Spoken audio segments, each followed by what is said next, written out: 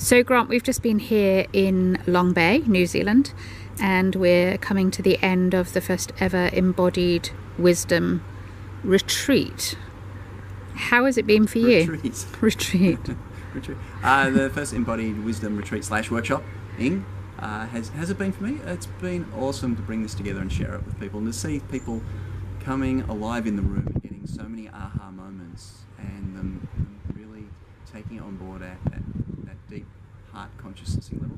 That for me it was like, especially this morning after they've had the first day and then the night to sleep and digest on it, for them to come in and say that some of the distinctions that I shared with them the day before, the tools, the experiences, that they were profound for them, and they were the same ones that were profound for me. You know, it's like there's been a couple of techniques which all the rest build up to as layering and layering and layering, but it's to get to this way of consciousnessing which is simple yet profound, and I found it so for me, and to share it with other people and have that validation where they're going, you know, of course I've actually researched it, but to have a whole room full of people come back in and go, wow, that was worth the price of admission just for this one thing that we got.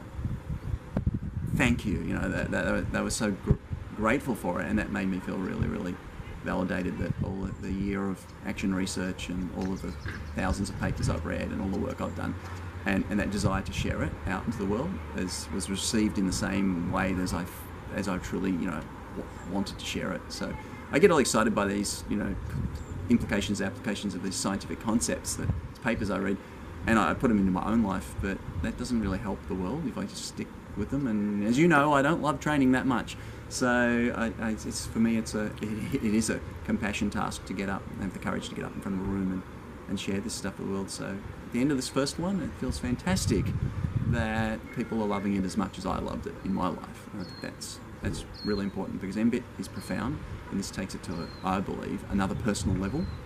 You know, so it's not about coaching, but it is about how you embody a consciousnessing of wisdom consciousnessing, and how much vitality you can bring to your own life for the deep purpose of being truly authentically you.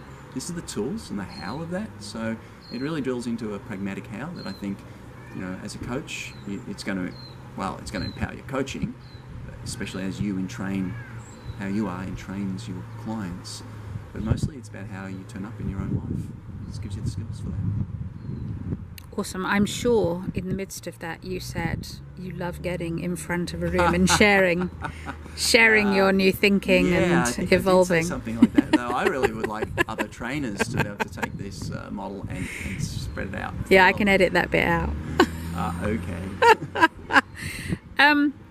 So a couple of bits that seem to have stood out for people. How can we go around the question being, okay, so as an Embodied coach, we're taught to look at, feel, be with head, heart and gut. Yeah.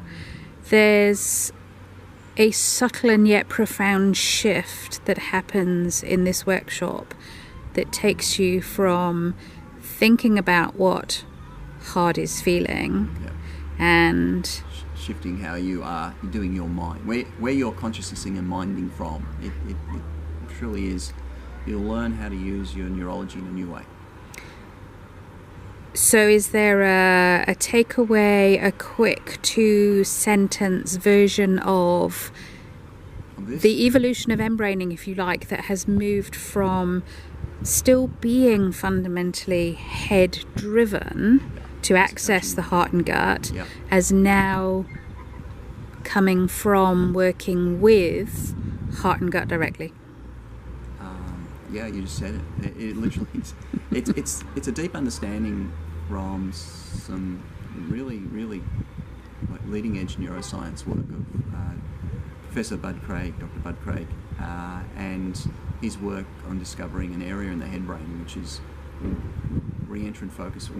How you place your attention, how you do your presencing, how you do your consciousnessing is literally, it's the fundamental area in your mind-body system where consciousness arises, and the way you place your attention into your body shifts how you do consciousnessing. So once you learn, and it's simple, it's profoundly simple, and it's not one that our society teaches. In fact, our society teaches the exact opposite, and even mindfulness training, etc., has kind of got it wrong because they lost the heart of the matter, shall we say. And MBIT being a talk-based coaching modality also steered people a little bit in a consciousnessing that isn't actually totally supportive. It's great, it's brilliant, we love it, and it produces some profound results in people's lives. But there's this extra nuance in how you do the mindfulnessing of consciousnessing that once you get it, everything shifts, and life in the world is not the same. And that's what it's been for me. I was just so chuffed that everyone else in the room's going, yay, we get the same experience. So yeah, come along, it's a spin out, literally.